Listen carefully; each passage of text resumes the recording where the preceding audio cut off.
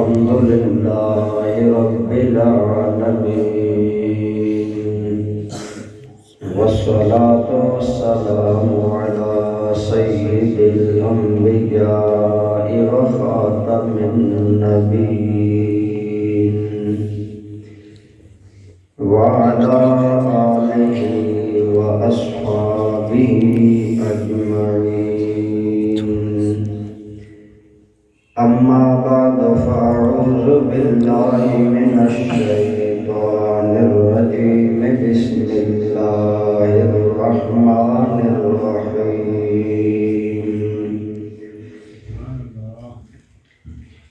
فانكحوا ما طاب لكم من النساء مثنى وثلاث ورباع فإن خفتم ألا تعدلوا فواحدة. صدق الله مولانا العظيم. صدق وبلغنا رسوله النبي الأمي الأمين الحبيب الكريم.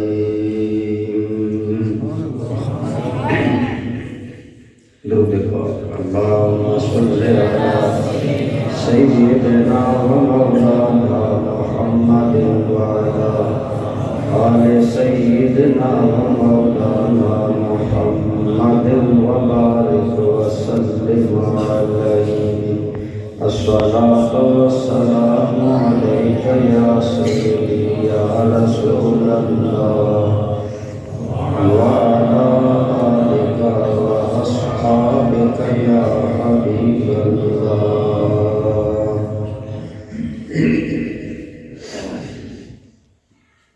حمد و صلات کے بعد زیب محفل جملہ قابل احترام سادات کرام، علماء کرام، مشائخ اعظام اور برادران اسلام،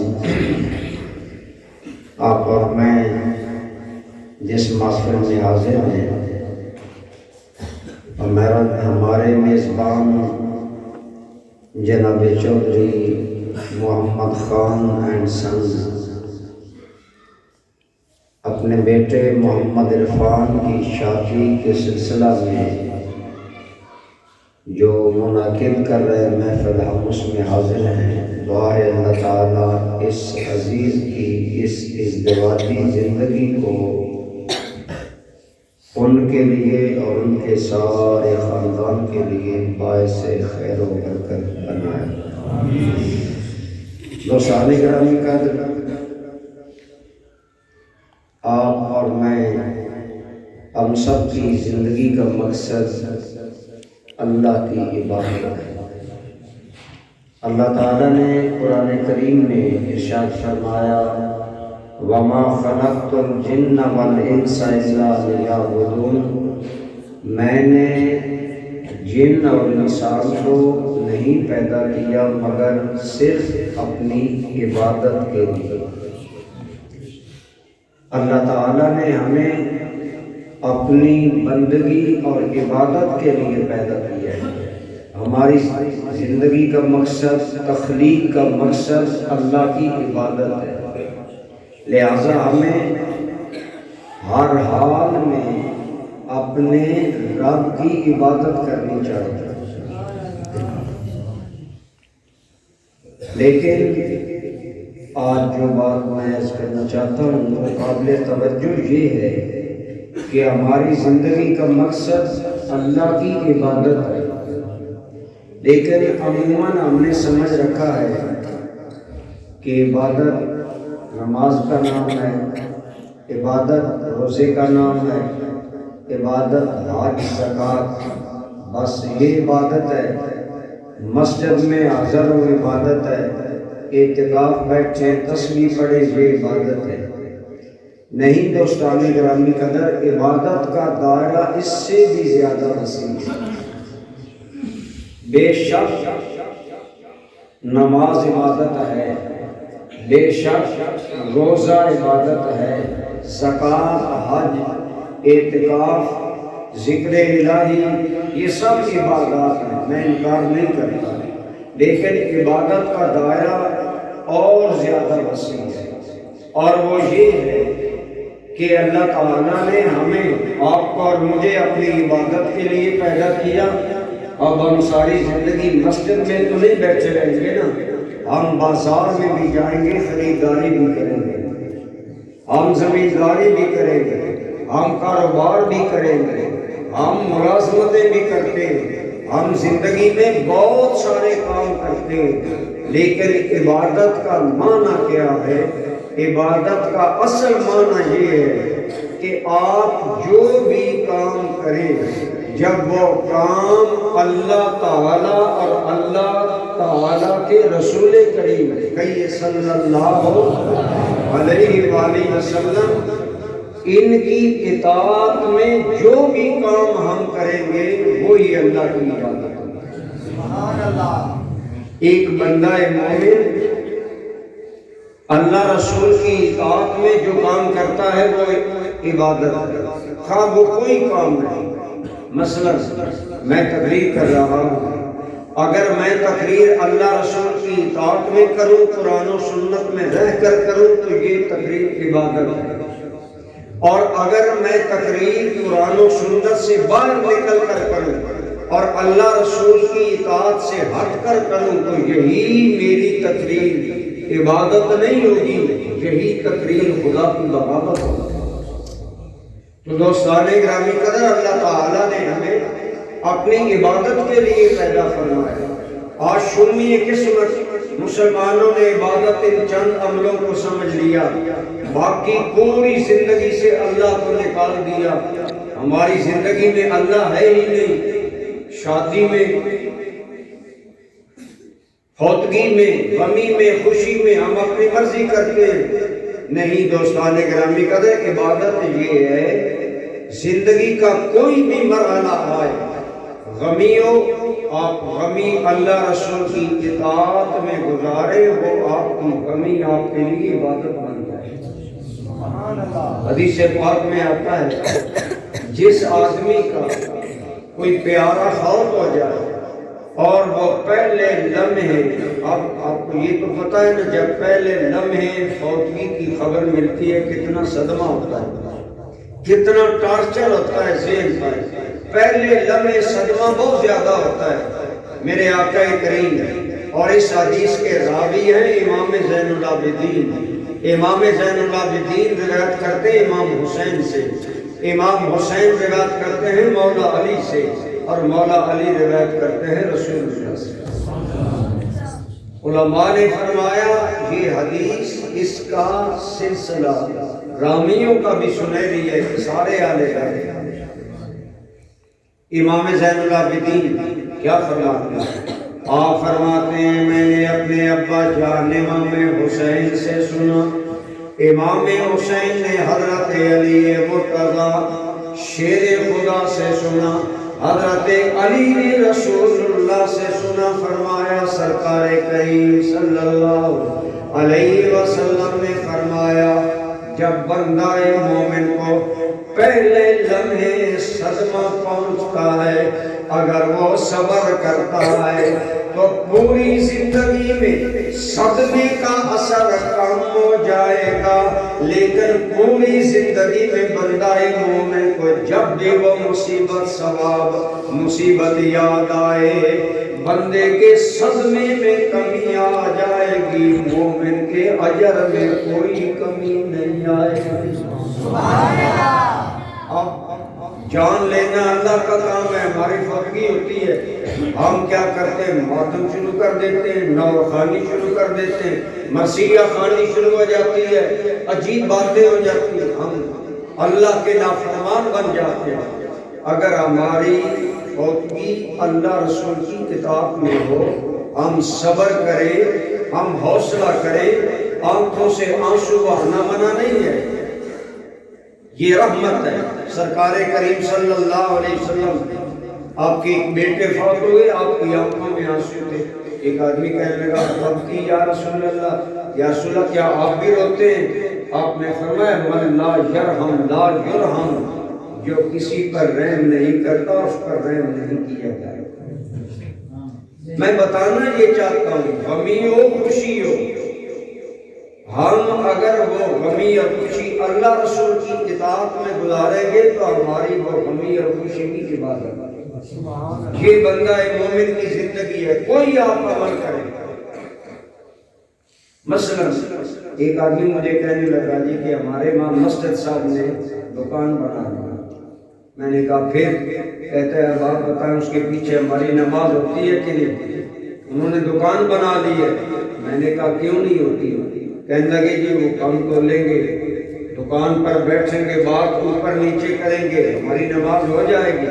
میں نے کہا آپ کا کیا خیال ہے اگر وہ پورا تو دیں اور سچائی کے ساتھ دکانداری کریں؟ چپ. ہم نے سمجھا ہے دکانداری دنیا ہے، ہم نے سمجھا ہے زمینداری دنیا ہے، ہم نے سمجھا ہے تجارت کرنا دنیا ہے. نہیں، خدا کی قسم کروڑوں سلام آمنہ کے لال پر جس نے ہماری ساری زندگی خدا کی عبادت کی. کیسے؟ مثلا اگر ایک آدمی دکاندار ہے، وہ سچ بولتا ہے، وہ گاہک کو لوٹتا نہیں، ایمانداری سے تجارت کرتا ہے، تو آئیے سنیے میرے اور آپ کے کریمہ کا صلی اللہ علیہ وآلہ وسلم نے فرمایا ایماندار تاجر، امانت دار تاجر جو امانت داری سے تجارت کرے گا، اللہ کل قیامت میں اسے یہ انعام عطا کرے گا کہ اس کا حشر اللہ کے نبیوں کے ساتھ ہوگا. قیامت کے مشکل لمحات میں جسے نبی کی سنگت مل جائے اسے اور کیا چاہیے؟ حضور کی معیت مل جائے. فرمایا امانت دار تاجر قیامت کے دن اللہ کے نبیوں کے ساتھ اٹھایا جائے گا. اس کا مطلب یہ ہے اگر آپ اور میں تجارت کریں، ایمانداری سے کریں، امانت داری سے کریں، صحیح انداز میں کریں، اللہ اتنا راضی ہوتا ہے. کیونکہ بازار میں امانت داری کرنا مشکل ہے، جو وہاں اللہ کی فرما برداری کرے گا اللہ اس کا حشر اپنے نبیوں کے ساتھ فرمائے گا. آپ اندازہ لگا لیں تجارت کو ہم دنیا داری سمجھتے ہیں اور رسول اللہ اسے اتنی بڑی دینداری قرار دے رہے ہیں کہ فرمایا امانت دار تاجر کل قیامت کے دن اللہ کے نبیوں کے ساتھ اٹھایا جائے. اگر تجارت ہم اللہ رسول کی اطاعت میں کرتے ہیں تو یہ تجارت کا مقام ہے. آپ میں سے اکثر لوگ زمیندار ہوں گے. سنیے، جو زمیندار غلہ کاشت کرتا ہے، مثلا آپ لوگ گندم اگاتے ہیں، آپ لوگ باجرہ، مکی اور آپ غلہ اگاتے ہیں اور غلہ میں آپ بڑی محنت کرتے ہیں، تو سنیے حدیث پاک میں آتا ہے میرے اور آپ کے کریم آقا نے ارشاد فرمایا جو مسلمان آدمی کوئی غلہ پیدا کرتا ہے اور اس کے غلہ میں سے اگر کوئی پرندہ کھا جاتا ہے یا اگر کیڑے کھا جاتے ہیں وہ ضائع نہیں جائے گا، بلکہ تمہارا جو غلہ کیڑے یا پرندے کھائیں گے ایماندار کسان کے نمایاں مال میں کل وہ سارا غلہ صدقہ بنا کر وزن کر کے اجر دیا جائے. اب آپ فرمائیں ہم نے تو سمجھا زمینداری کر رہا ہے، حال چلا رہا ہے، دنیا دار ہے. نہیں بڑا نہیں میرے بھائی، دنیا داری معاملات کام کرنا نہیں، دنیا داری اللہ سے غافل ہونا. اگر ایک کسان زمینداری کرتے ہوئے اپنا کام روک کر نماز پڑھتا ہے وہ دنیا دار نہیں ہے. اگر ایک دکاندار اذان سنے دکان کا شٹر ڈاؤن کر دے، اپنا کاروبار روک کے رب کی بارگاہ میں آ کر نماز پڑھے، کاروبار دیانتداری سے کرے، اس کا کاروبار کرنا نہیں.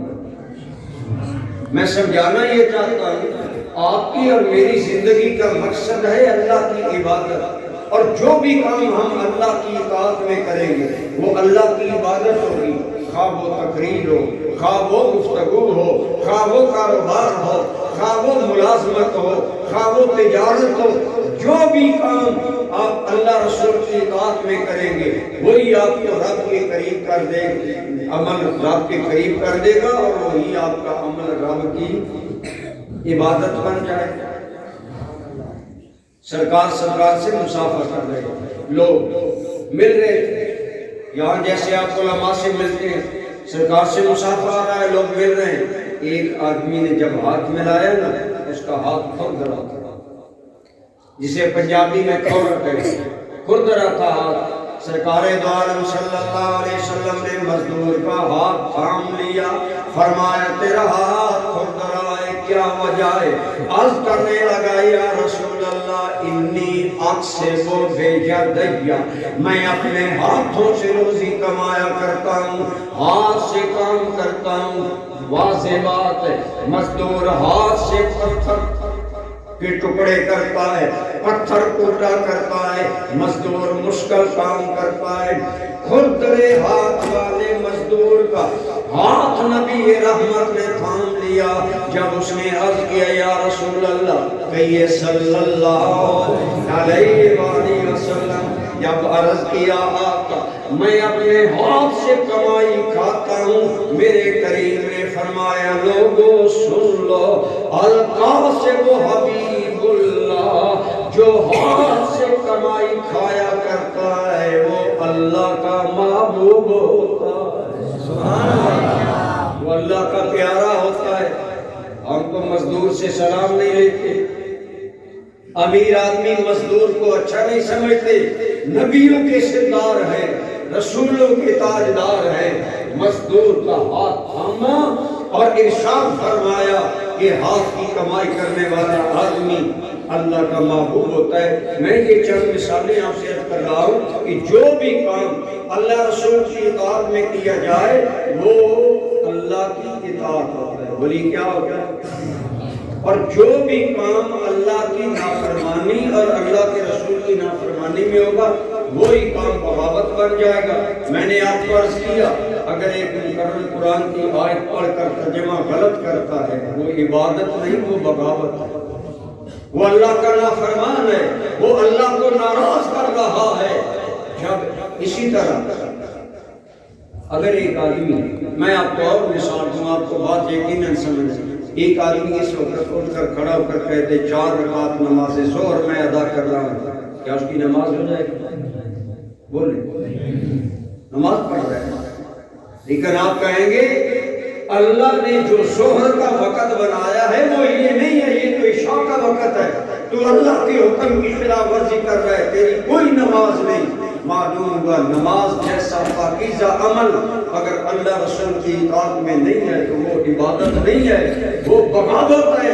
بالکل اسی طرح ہم زندگی میں جتنے معاملات کرتے ہیں میرے بھائی، اگر وہ اللہ رسول کی اطاعت میں ہوں گے تو عبادت ہوں گے، اگر اللہ رسول کی نافرمانی میں ہوں گے تو بغاوت ہوں گے۔ اب آئیے، شادی انسانی زندگی کی ایک ضرورت ہے، ضرورت کی ہمیں بھوک لگتی ہے، پیاس لگتی ہے، لیکن برادران اسلام جب بچہ بچی نابالغ ہوتے ہیں اس کے بدن میں بھوک، پیاس، نیند، تھکاوٹ، سکون، سونا، یہ ساری باتیں اللہ نے رکھی ہیں، لیکن جب لڑکا لڑکی بالغ ہو جاتے ہیں ان کے اندر ایک نئی خواہش پیدا ہوتی ہے، اور وہ خواہش کیا ہے؟